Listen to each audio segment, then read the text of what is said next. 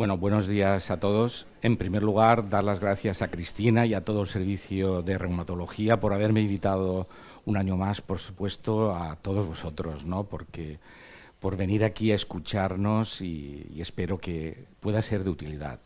Bueno, detrás de todo este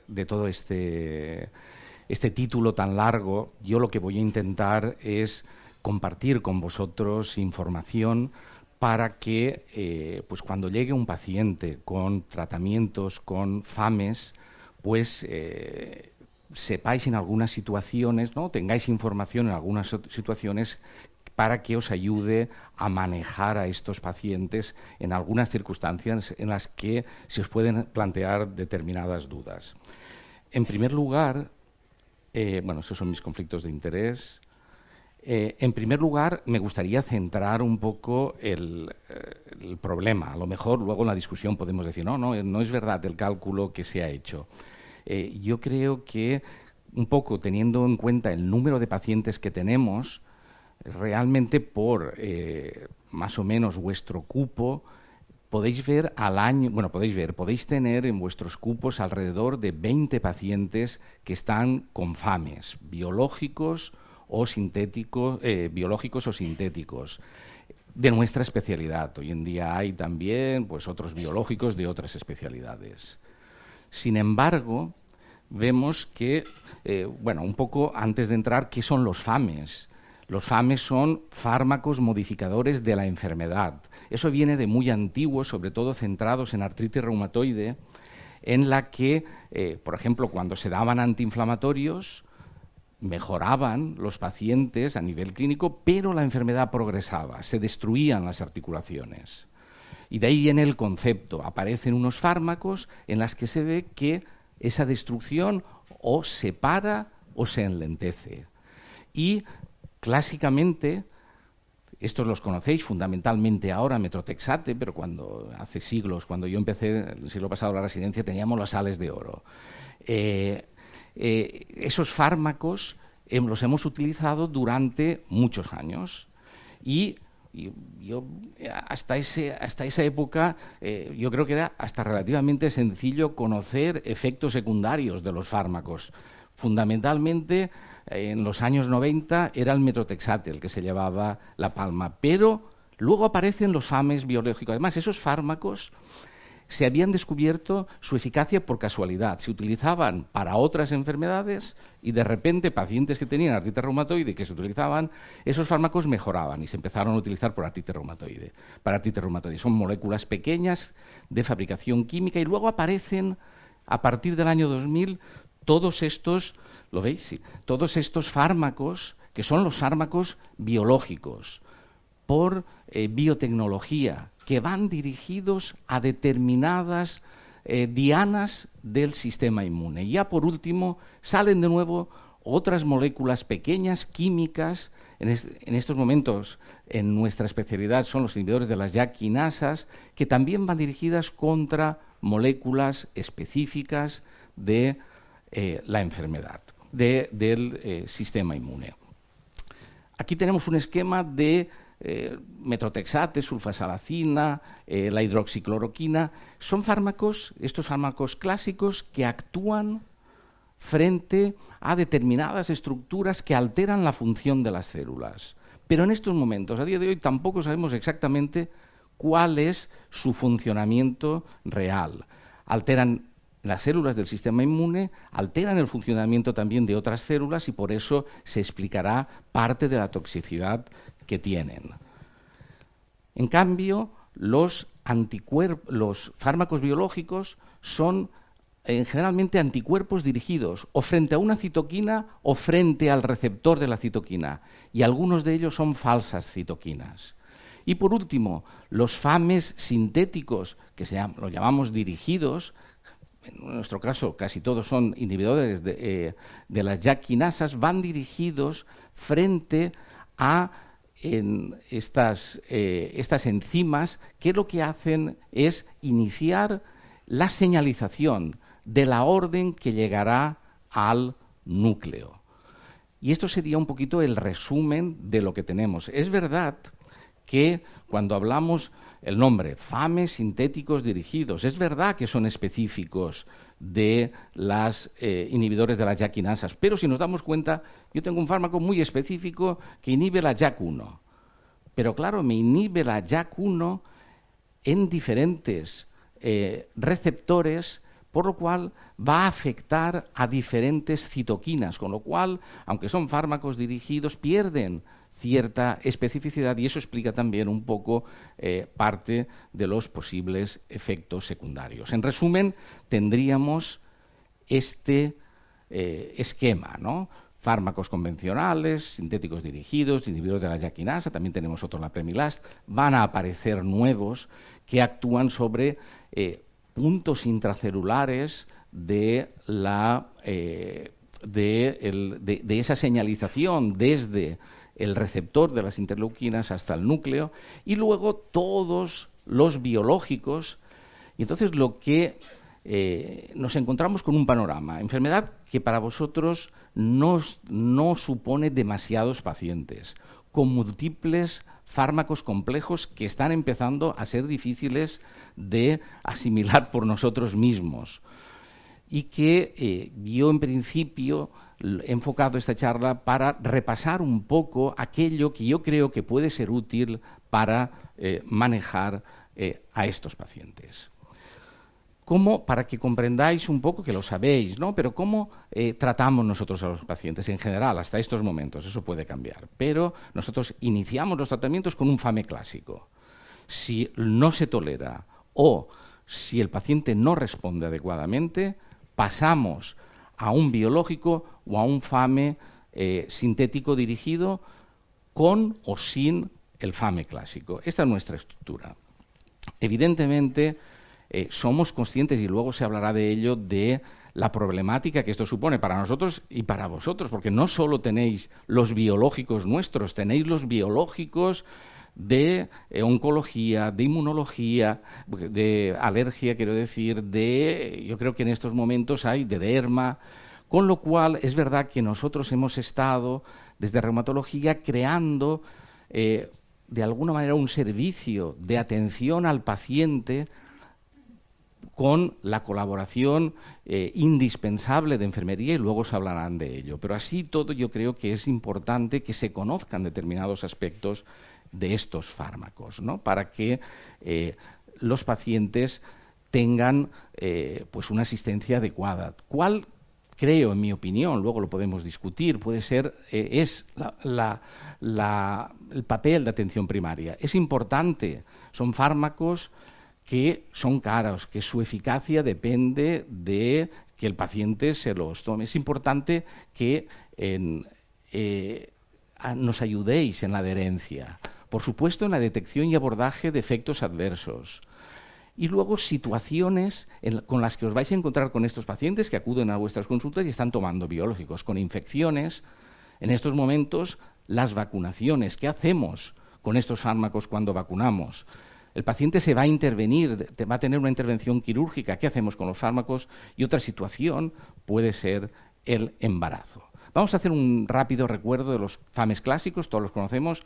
Ahora el metotrexate, no sé si os han llegado pacientes, que se ha cambiado en el MPRE, ya el metotrexate ya no aparece como metotrexate, no se lo recetan al paciente, aparece, hay que clicar metotrexate semanal. Y eso tiene como luego veremos, su relativo interés. El metotrexate es un fármaco que nosotros damos entre 4 y 8 pastillitas de forma oral, es decir, entre 10 y 20 miligramos, las pastillitas son de 2,5, pero un día a la semana. Es tóxico si se da todos los días. Y al día siguiente administramos ácido fólico o folínico, a unas dosis con el folínico y el evofolínico hay que ir con un poquito más de cuidado, no pasarnos de dosis porque si no quitamos efecto al metotrexate. ¿Cuáles son los efectos adversos más frecuentes? Náuseas, es decir, gastrointestinales, dispepsia, que se pueden manejar con inhibidores de la bomba de protones, antieméticos o cambiando la vía de administración. Veréis en la ficha técnica que el metotrexate puede interferir o puede tener una interacción con los inhibidores de la bomba de protones, pero realmente en principio eso no tiene demasiada relevancia a no ser que el paciente tenga una insuficiencia renal. Mucocutáneos pueden ser frecuentes, estomatitis, aftas orales. ¿Qué se puede hacer? O aumentar la dosis de ácido fólico, cambiar a folínico o combinar los dos. Ya ha comentado mi compañera antes que nosotros cada 3, 4, 5 meses realizamos una analítica para detectar alteraciones hepáticas que las puede tener el metotrexate. ¿Qué hacemos? Pues si son superiores a 2 veces, ¿no?, los límites normales, disminuimos la dosis, repetimos la analítica pues al mes, y si son superiores a 3 se retiran. Alopecia, disminuir la dosis, y también algunos pacientes presentan cefalea, dificultad de concentración. Esto está fuera de ficha técnica totalmente.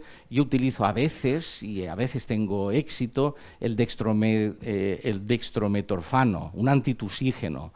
El día antes, el día de la inyección o de la toma, y el día después. Y en algunos pacientes esto tiene pues una base del efecto que tiene a nivel del sistema nervioso central el metotrexate. Signos de alarma, es decir, vamos a ver efectos graves. Fundamentalmente la mielosupresión, fiebre. ¿Y cómo lo podemos detectar? Un paciente que está con metotrexate y llega con fiebre, mucositis intensa o hematomas. ¿Cuándo sucede eso en general? Son pacientes con insuficiencia renal, muchas veces en ese momento. Es un paciente muchas veces mayor que tiene una infección urinaria o por alguna razón se deteriora la función renal. Ahí este fármaco sí que puede ser tóxico con las dosis que damos nosotros. O toma diaria por error. Por eso es importante probablemente ese metotrexate semanal. Por ejemplo, el último caso que yo recuerdo de toma diaria por error fue una paciente que llevaba muchos años, va a la farmacia, le cambian la presentación, cambia el color de la pastilla, lo confunde con otro fármaco que estaba tomando y empieza a tomárselo todos los días. Afortunadamente, bueno, ¿cómo se trata? El tratamiento es iniciar ácido folínico, enviarlo al hospital, pero iniciar ácido folínico en las primeras 24 horas, que puede ser oral. De hecho, es una cosa que hago, eso no está en los libros y lo hago desde residente, en personas mayores, en vez de utilizar ácido fólico, utilizo el ácido folínico, porque pienso, si les pasa algo de insuficiencia renal, ya tienen parte de la primera dosis de rescate, y eso lo suelo hacer en pacientes mayores. Y luego, otro signo de alarma sería la disnea en pacientes con artritis. Evidentemente, los pacientes con artritis pueden tener fibrilación auricular, pueden tener una neumonía, pero pueden tener una neumonitis asociada a metotrexate o patología intersticial asociada a artritis reumatoide. Pero no olvidemos el TEP. Es verdad que no es frecuente, pero yo, por ejemplo, cada 2 años sí que diagnostico a un paciente con un TEP crónico y os puede llegar a vuestra consulta. La historia es un paciente que viene a la consulta, se me ha hinchado la pierna desde hace 2 semanas. Se fatiga. Y el paciente, sí, pues me fatigo desde hace pues también 2 o 3 semanas. Y se hace un dímero D, está elevado y tiene un tromboembolismo pulmonar. Y cada 2 años viene un paciente, porque en los pacientes con artritis reumatoide está aumentado el TEP. Leflunomida, en estos momentos fundamentalmente hipertensión arterial. Es un fármaco que eleva la tensión arterial, sobre todo al principio. Yo insisto en que se lo controlen y hay que ir con cuidado con el uso concomitante de AINES. Gastrointestinales, pues también náuseas y vómitos. Ha disminuido la diarrea antes. Pérdida de peso, es raro, pero de vez en cuando un paciente con leflunomida empieza a perder peso, a veces le viene muy bien, pero otras veces puede llegar, es verdad que es anecdótico, 1 o 2 pacientes que tenían un síndrome de una pérdida de más de 10 kilos de peso, le haces de todo, no encuentras nada, y era la leflunomida. Elevación de síntomas hepáticas igual que el metotrexate e interacción con acecomural, que hay que hacer controles más estrictos de coagulación. Esto ya lo he comentado, por eso nosotros realizamos pues estas analíticas cada 3 o 4 meses. Hidroxicloroquina, la utilizamos hoy en día prácticamente solo para el lupus. Monitorización de efectos secundarios, la toxicidad ocular, que todos sabéis, sobre todo hay pacientes que han perdido seguimiento y se siguen tomando la hidroxicloroquina, pues bueno, hay que realizar la toxicidad ocular, sobre todo anual a partir de los 5 años. Y luego otra cosa es que De vez en cuando, la hidroxicloroquina, que es un fármaco muy seguro, da algún susto a nivel cutáneo. Lo introduces y te puede dar una reacción cutánea grave. De hecho, yo les digo a los pacientes que si notan prurito o si notan que empiezan a salirles lesiones cutáneas, que lo retiren y que vengan, por si os acude un paciente que ha empezado con hidroxicloroquina con esta sintomatología. Vale. En cuanto a FAMES biológicos, tocilizumab, el perfil lipídico, y tenéis que tratar según riesgo cardiovascular. Inhibidores de las JAK quinasas. Tened en cuenta que elevan las CKs sin tener repercusión clínica. Es importante si luego monitorizáis, si ponéis una estatina y luego monitorizáis, saber que los JAK suben las CKs. Herpes zóster. Con las JAK quinasas hay que vacunar de herpes zóster. Con inhibidores de la interleuquina 17 que se utilizan sobre todo para espondilitis y artritis psoriásica, infecciones fúngicas mucocutáneas y a veces reactivación del debut de enfermedad inflamatoria intestinal. Es importante, tiene psoriasis, está bien controlado, de repente aparecen algunas lesiones que parecen psoriasis, pero pueden ser una infección por cándida. Y luego, cuando tengamos infecciones, recordad que tienen menos síntomas y que hay que ir con más cuidado. Y en general se recomienda retirar el FAME. Con el COVID, retirar el FAME si tienen una infección por COVID, exceptuando baricitinib, tocilizumab y sarilumab, que sabéis que se han utilizado para COVID graves. Y estaría indicado el tratamiento antiviral, que se puede pautar también desde primaria. Con las infecciones, esto es lo que nosotros hacemos, despistaje de TBC y de serología antes de empezar. Vacunaciones, intentamos vacunar a los pacientes con las vacunas antineumocócicas, con las dos, separadas ya sabéis, con al menos 8 semanas. La de la hepatitis en algunos pacientes, herpes zóster con los anti-JAK y está indicado la gripe y la COVID. Recordar, lo ideal sería vacunar antes o cuando están con bajo nivel de inflamación, pero eso no siempre es posible. Y sí que las vacunas alteran, los biológicos y estos fármacos y los FAMES en general alteran el efecto de las vacunas. Y esto a veces se hace o no porque lo ideal sería retirar, por ejemplo, metrotexato y algunos otros como abatacept, belimumab, las 2 semanas después de la vacunación, pero eso a veces no es posible porque puedes tener un brote de la enfermedad. Sobre todo hay que ir con cuidado con rituximab. Intentar vacunar cuando han pasado 4 o 5 meses de la última infusión y luego retrasar el rituximab unos días. Con intervención quirúrgica, en general, los FAMES sintéticos hay que continuarlos, se pueden continuar. Y los biológicos habría que programar la intervención quirúrgica cuando la semana siguiente, al menos la semana siguiente de cuando le tocaba la dosis de pincharse o la infusión. Y acabando, el embarazo y lactancia. El metotrexate sabéis que hay que retirarlo 3 meses antes, contraindicado en lactancia. La leflunomida hay que hacer un lavado, porque dura el metabolito 2 años, hidroxicloroquina sí, salazopirina sí. En general, los anti-TNFs son seguros, fundamentalmente el certolizumab, menos el certolizumab, los otros se recomienda retirarlos en el último trimestre. El resto de fármacos sí que habría que retirarlos en el momento de que el paciente se quede embarazado. En la lactancia, los biológicos sí que son seguros, son grandes moléculas que no se van a absorber a nivel intestinal, las pequeñas moléculas contraindicadas, y ya como un poco resumen.